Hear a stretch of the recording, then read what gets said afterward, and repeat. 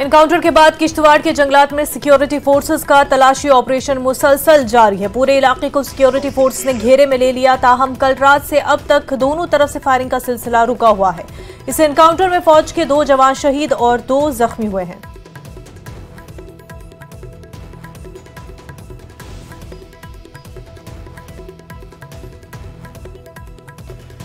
Kishtwar encounter में जान की बाजी हारने वाले शहीद नायब सूबेदार विपिन कुमार और शहीद सिपाही अरविंद सिंह की सरकारी एजाज के साथ खराज अकीदत पेश किया गया। इस मौके पर फौज, पुलिस और पैरा मिलिट्री फोर्सेस के अफसरान समेत सिविल इंतजामिया के अफसरान भी मौजूद रहे। अफसरान ने शहीदों पर फूल निछावर किए। मुल्क के लिए अजीम कुर्बानी देने पर शहीदों को सलाम पेश किया।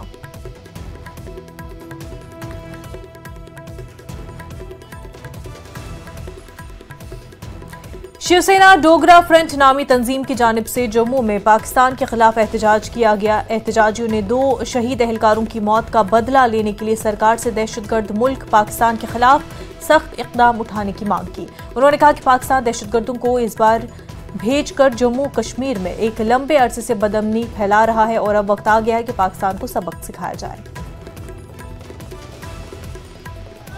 ये जो पाकिस्तान के माध्यम से 2 नौजवान आर्मी के शहीद हुए हैं, उनको श्रद्धांजलि देना चाहता हूं, उनको नमन करना चाहता हूं।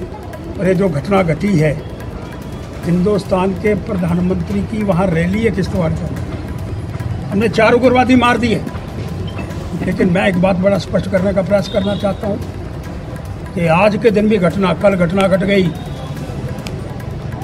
ओवरग्राउंड वर्कर, उनके माध्यम से ये घटना घटी है। जो पाकिस्तानी अंदर रह रहे हैं, उनको रास्ता दिखाते हैं, उनको बताते हैं किधर जाना है, किधर मंजिल मकसूद है, उनके माध्यम से घटना घटी है।